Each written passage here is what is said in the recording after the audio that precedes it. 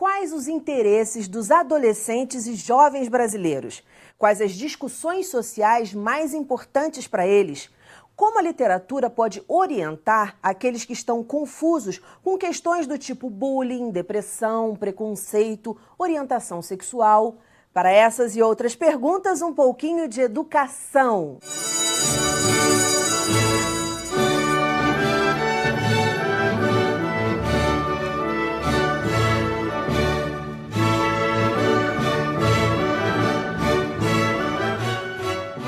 Minhas convidadas são as agentes literárias da agência Página 7, Thaísa Reis e Guilhaga, e a psicóloga especialista em saúde mental, Raquel Giannini.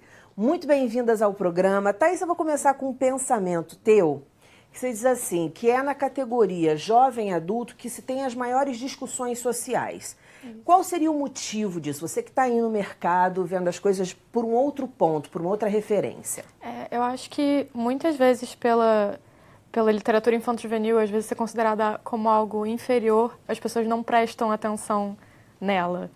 E por ela talvez às vezes não se levar tão a sério, ela tem uma liberdade maior de temas que ela pode abordar.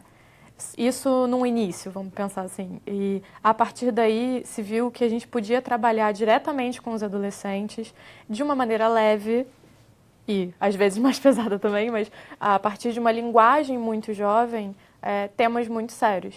Então, nesse meio em que se está constantemente aprendendo e buscando respostas e buscando sentido para a vida. Sim, era isso que eu ia falar. É um momento de embate mesmo. Com certeza. A gente, às vezes, consegue trabalhar temas em que o jovem se vê nos livros. Então, tem muita coisa da realidade do jovem que, às vezes, não pode ser discutido em casa, por tabus, por repreensão, e que nos livros pode ser um começo de uma conversa que ele pode desenvolver e ver que ele tem como ter essa conversa importante com alguém, que seja um responsável, que seja professor, que seja um psicólogo, alguém que pode orientar ele a partir daquele livro também. Genial. Raquel, você acha que a literatura pode sim orientar um adolescente, um jovem que está confuso, como a Thaísa falou, que é o momento realmente da gente se questionar, questionar gosto, questionar futuro, questionar sentido de vida. Você acha que a literatura pode contribuir bastante com isso? Sim. Eu acho que incentivar a literatura, né, ter mais pessoas que possam estar aí disponibilizando espaços, né, e desenvolvendo esse espaço, né, de literatura. O jovem pode, e tem muitos que gostam, tem muito prazer em ler, em estar buscando. Outros talvez tenham não conseguem ter um acesso tão direto, e quanto que pessoas que estão, professores, escolas que podem estar facilitando, serem facilitadores de estarem aí dando acesso a livros. Eu acho que sim, o livro é um meio do jovem estar, por questões de não conseguir se expressar sobre o que está sentindo, sobre experiências que está vivendo ou vivenciou, não conseguem falar sobre aquilo. O livro pode ajudar sim, como uma forma de reflexão, de produzir identidade.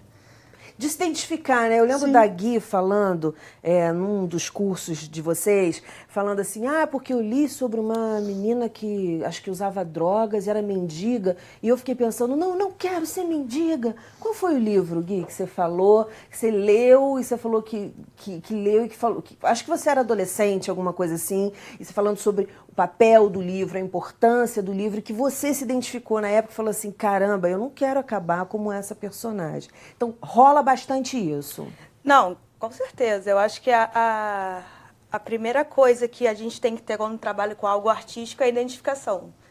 Então, eu acho que vivemos em realidades diferentes, temos experiências diferentes e podemos conhecer novas coisas com livros e histórias. Então, tem um livro muito importante, que é aquele Depois daquela Viagem, que na minha época era sobre HIV, a primeira vez que a menina soube que contraiu HIV.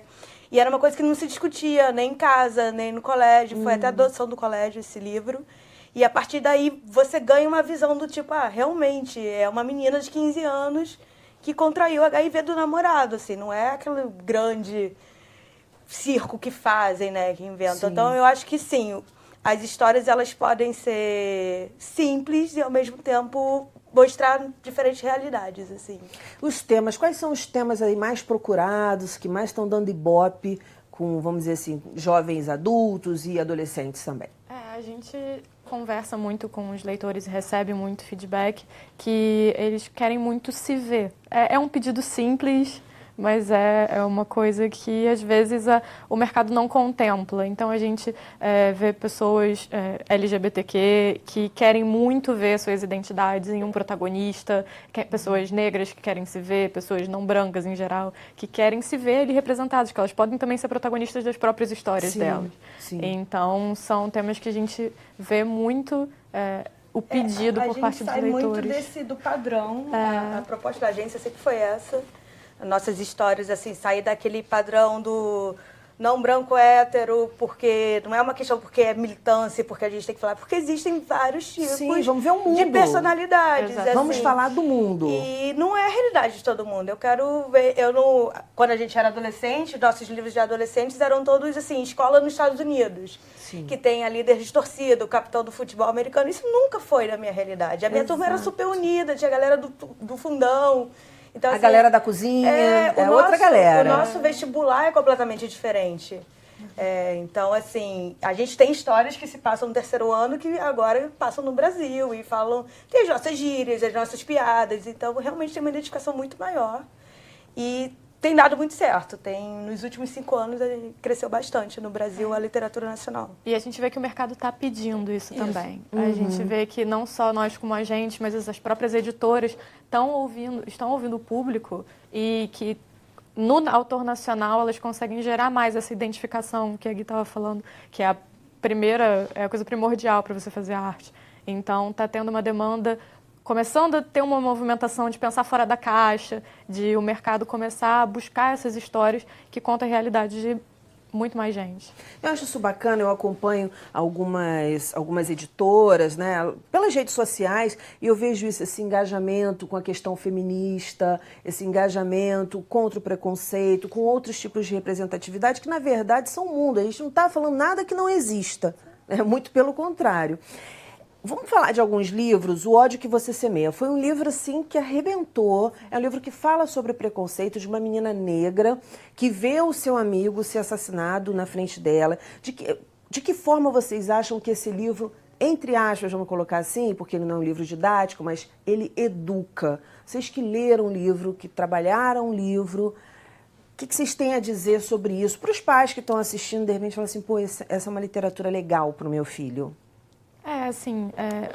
É um livro que se passa nos Estados Unidos, então tem questões muito particulares da realidade norte-americana, mas que também tem a ver com a nossa realidade. A questão da violência policial, que é uma realidade e que é, muitas vezes, desproporcional, né? Então, isso é uma questão da realidade de muitos adolescentes negros, que têm que lidar com isso diariamente. Então, você poder falar sobre isso, que é uma realidade, você poder conversar sobre a realidade mesmo da pessoa sem nenhuma... Apesar de ser obra de ficção, não tem a questão fantasiosa de não, porque tudo dá certo para todo mundo no final. É a realidade das pessoas. Então, a partir de você discutir a sua realidade, você consegue melhorar a sua realidade. Porque através dos debates sociais, de exigir direitos e de conversar mesmo sobre o que está errado, que a gente vai conseguir melhorar as coisas. Então, livros como O Ódio que Você Semeia, que mostram a realidade do jovem negro e mesmo do que os jovens brancos podem fazer para reconhecer os seus privilégios, que ele pode ajudar muito a evoluir todo mundo como uma sociedade. É o que você falou, assim, é uma ficção, porque os personagens são inventados, é uma história inspirada em outras histórias que realmente existem. Raquel, há pouco tempo eu fui ver o filme Extraordinário no cinema e fica bem claro assim, a importância, o papel que os pais têm no comportamento dos filhos.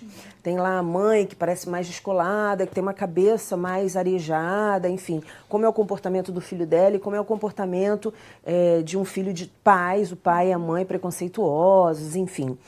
E aí eu queria a tua opinião profissional. A criança, ela aprende o preconceito? Ou seja, ela nasce zerada e ela aprende Sim, ela nasce a na ser família. preconceituosa. Sim, e ela vai aprender, primeiro a criança vai aprender no ambiente familiar hábitos, formas de estar, né, formas de falar, formas de trocar, de como se posicionar, enfim, a partir do modelo dos pais, do que é passado ali. Depois ela vai para a escola. Primeiro ela aprende, a primeira educação é em casa, com a família. Depois ela vai para a escola, experimentar isso que ela aprendeu. Não é que ela não aprenda também hábitos na escola, mas ela vem com aquela herança, né, do que está trazendo de casa. Não é taxativo, não é obrigatório, claro que podem acontecer questões diferentes, pais super preconceituosos e crianças não serem, Sim, né, sim. conseguirem. Não, isso não é Porque uma. tem a personalidade Sim, também não é uma da criança, regra do geral, adolescente, a gente não quando pode a gente esquecer. fala de sujeitos, a gente não pode ir para uma regra geral, né? Mas, claro, é muito mais fácil que se você tem um ambiente em casa que é preconceituoso, você vá estar em outros ambientes de uma mesma forma, levando e gerando preconceito também. E muitas vezes as crianças que passam, que sofrem por preconceitos, tendem que é a mesma questão do bullying, né? A repetir. Começam a repetir também, em outras crianças que estão em desvantagem também. Isso é uma das características do ser humano, né? É a gente normal, repetir é uma conduta. o que aconteceu com a gente, repetir modelos. E aí A gente tem noção de que o que a gente faz está ensinando, né? A gente ensina com as experiências, não é só com a fala. Os livros são um meio também, né, de isso poder que eu ia trabalhar. falar. Nesse ponto, a literatura é fundamental. Por exemplo, 15 Dias, que é a história do adolescente que é gordo e gay. Queria que vocês falassem um pouquinho, qual foi o retorno? Vocês tiveram algum retorno em relação a isso? A questão do 15 Dias, que é do autor Vitor Martins, com quem a gente trabalha, ele é a história de um adolescente gay e gordo e que ele está super em paz com a sua identidade sexual, ele é gay, ele tem apoio da família por ser gay, só que ele sempre teve problemas com o corpo dele, com a imagem pessoal, por ser gordo, que é uma coisa que a nossa sociedade ainda é muito obcecada com magreza, ainda é muito gordofóbica. Então, são mensagens que as crianças e os adolescentes recebem que para ser uma pessoa válida na sociedade, ela tem que ser magra. Então, é a questão do personagem principal lidar muito com essa autoimagem, principalmente quando ele vai se relacionar com outras pessoas. Porque ele está apaixonado. Ele está apaixonado pelo vizinho com quem ele sempre ia para a piscina quando era mais novo. Até começarem a colocar na cabeça dele que por ele ser gordo, ele não podia mostrar o corpo, ele não podia ir na piscina mais. Então, ele tem muita vergonha do corpo dele. E durante o livro, e com novos amigos, e com o apoio da família, e com o apoio da psicóloga, que no livro ele vai a uma terapeuta, e isso é mostrado, ele consegue lidar melhor com as questões. Ninguém se cura assim de questões que a gente psicológicas. até filosófico, né? O que é cura? Não existe, mas a gente aprende a viver no nosso corpo e a gente aprende a lidar. Então, os leitores, eles falam muito pro Vitor, assim, nossa, eu nunca tinha visto um personagem que tem estria. E falar dela, porque tem uma cena que ele se olha no espelho. E, assim, eu me senti muito representado no medo do toque. Então, tem muita identificação. A pessoa se vê pela primeira vez num protagonista gordo e que tá tudo bem. E as pessoas podem estar pensando assim em casa, mas por que tem que ter protagonista agora de tudo quanto é tipo? Não é. Que a pessoa que sente qualquer coisa, ela parece que tá sozinha, né? Eu sou o único que tem estria, eu sou o único que sou gordo. Você estava falando de ir à piscina e que o cara deixa de ir à piscina. E eu lembrei de pessoas que eu conheci, gordinhas, que iam à praia de camiseta. Não tiravam a camiseta. Então, assim, você vê que você não é o único que passa por isso e que aquilo que está passando lá na cabeça da personagem, os embates e as saídas que ele acaba encontrando são saídas que você também pode encontrar. Pedir para vocês segurarem um minuto, a gente vai para um breve intervalo e volta já já. Não desgruda!